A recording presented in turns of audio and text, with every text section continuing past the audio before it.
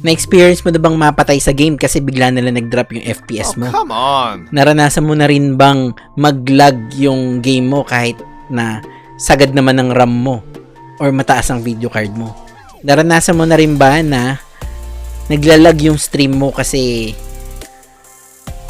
naranasan mo na din bang mag-lag yung stream mo and for some reasons hindi mo alam kung ano yung kailangan mong tingnan? Okay naman yung video card mo, maganda yung video card mo, o bago rin yung motherboard mo. Tas ang taas din ng RAM ng PC mo, 16 gig, 32 gig. But still, bakit parang mabagal or naglalag pa rin yung gaming experience mo? KPTV time! Yay! So again, this might help you try and fix that by unleashing the full potential of your RAM. I will show you how, at least I can show you how to actually check if yung PC mo is using yung highest frequency or tama ba yung speed na ginagamit nung RAM mo. Okay, so how to do that, I'm going to show you. Pero syempre, just a bit of a background. Sa mga high performance kasi na RAM or yung mga bagong rig na ngayon, meron yung let's say sa mga familiar or hindi pa familiar, may speed yung RAM mo. So normally makikita mo yun sa box niya or syempre sa system itself.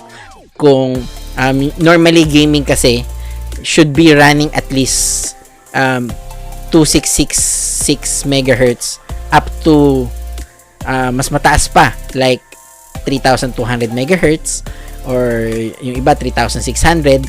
The sweetest spot would be 3,200 megahertz actually, and that's what I'm using right now in my rig. I'm using a Corsair RGB Pro Vengeance Corsair Vengeance RGB Pro na RAM, and I'm using 32 gig dun sa rig ko. So actually for gaming naman, gaming itself, if you're just gonna game, you're not gonna stream, I think the standard based memory should be at least 16 gigabyte. Ngayon syempre it doesn't stop there kasi yung mga high performance memory card, as I was saying earlier, meron yung tinatawag na XMP profile. Ngayon yung XMP profile na yan is ito yung profile which uses yung higher speed ng RAM mo. By default kasi, depende sa setup ng or yung capacity ng motherboard mo, or syempre kung ano yung pagkakagawa ng RAM mo. Kasi most RAM nowadays would be DDR4. So by standard, on a technical terms, yung standard kasi niya is yung manufacturer standards, nakaset yan sa 2133 MHz. So if hindi kayo familiar, tutulungan ko kayo kung paano siya i-check and i-confirm paano nyo siya i-fix at bakit ganun siya kababa. So yan, mako-confirm ko yon on our next on the next part of the video. So keep on watching. So syempre I'm going to show you how you can verify on your system. Saan ba siya i-check? Ano yung kailangan mong gawin para i-check yung RAM speed mo kung tama ba talaga yung ginagamit ng system mo. Kunyari, bumili ka sa shop ng 3,200 megahertz na RAM. So how to check it? Hindi mo alam, baka hindi na-utilize nung rig mo yung higher speeds, higher clock memory ng RAM mo. Again, on the next part, I will show you how, and then hopefully I will be of some help. Yung normally pala yung XMP profile would be sa mga Intel na build. Sa AMD, I'm not actually sure kung meron sila or how to set, but on my experience on my rig, it's running on Intel 10700K. So, syempre, sa mga gamers dyan or mga content creators or mga streamers, I think this would help you verify if your rig is running at the full potential. Okay, guys? Let's check it out. Okay. XMP or Extreme Memory Profile is an Intel technology na mag-a-allow sa'yo to set yung RAM frequency nyo into a higher speed. So, for AMD, they have different technology for that. So, it depends on your motherboard if both supports XMP or AMD. Anyway, I'm going to show you how are you going to do this. Alright. So, first thing you gotta do is go to your task manager. This way, you will know how to confirm whether your memory is running on the correct frequency. So, you have to go to the performance tab. Ayan. I-zoom in natin para kita nyo ng maigi. Okay. Okay. Here on the performance tab, you have to highlight yung memory. So, as you can see here, I'm using the 32 gig. Pero, dun sa baba, makikita nyo yung speed 2133 MHz. So, dun pa lang, parang, bakit 2133 lang? So, it should be 3200 MHz. So, to do that, we need to set the XMP profile dun sa BIOS setting. So, yun yung next ko sa'yo isa-set.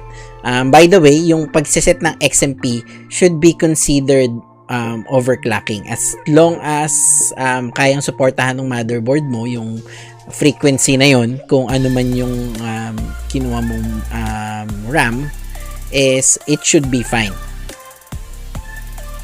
Again, let me show you yung BIOS. Okay, so you need to boot up to your BIOS by pressing, well, for me, it's F12. So you need to go inside the BIOS and then look for the settings. So depending on your BIOS setup, all you need to do is find where is the extreme memory profile. As what you can see here, this is the extreme memory profile and it's currently disabled. Kaya kung makikita nyo dito, yung frequency is currently set at 2133. So kaya ganun siya. So we need to enable the extreme memory profile para maset niya into the highest frequency ng RAM mo. So you just have to double click and then click the profile that's available, and then from there automatically iseset niya sa 32 yung highest frequency ng RAM mo, and then once you set that, you just save and exit. So pag reboot niya, dapat okay na siya pagdating dun sa task manager that we have been checking earlier. Okay, so once rebooted at nasa Windows na kayo, you have to go back to your task manager to verify kung nabago na ba yung memory speed nyo dun sa performance tab. So just go to the taskbar and then click on memory again, and then let's check if nagbago. Ayan na. So may speed change for my RAM. It's now 3200 MHz. Earlier, it was set as 2133 MHz. So, by enabling the XMP, it will now be set to your highest memory frequency. And, by this, it should now help you or improve your performance, especially when running multiple applications or when you're streaming and gaming at the same time. This is an advanced settings that most of you might ignore if especially you're just building a new PC or you just bought a new PC or you just recently upgraded your RAMs or your PC's memory or RAM. So if you bought a new stick, don't forget to check whether you are using the correct frequency. So again, there's that. Just a final reminder, of course, there might be some risk in running XMP profile. Not everyone is, not all hardwares are perfect, of course. Baka may ma-encounter kayong issues, let's say magkaroon kayo ng blue screen of death or what, or baka magkaroon ng other hardware error. So, just make sure na if that happens, of course, it's beyond our control and probably you still need to set your RAM frequency at the default frequency that your system has detected it.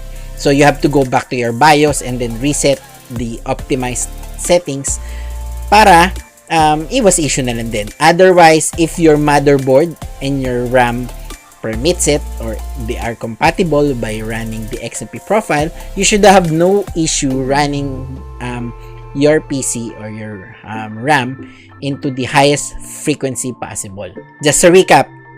So, if you're new to PC and then you're just starting to build or buy a new PC with highest of RAMs possible, let's say 16 to 32, make sure to check this setting or the XMP profile that is in the BIOS. Okay guys, so sana makatulong, and if you like the video, please don't forget to like and subscribe to KPTV. I have my YouTube channel and Facebook page, and don't forget to click on that notification bell so that you will be notified for more contents like this. Thank you again for watching KPTV, and bye-bye.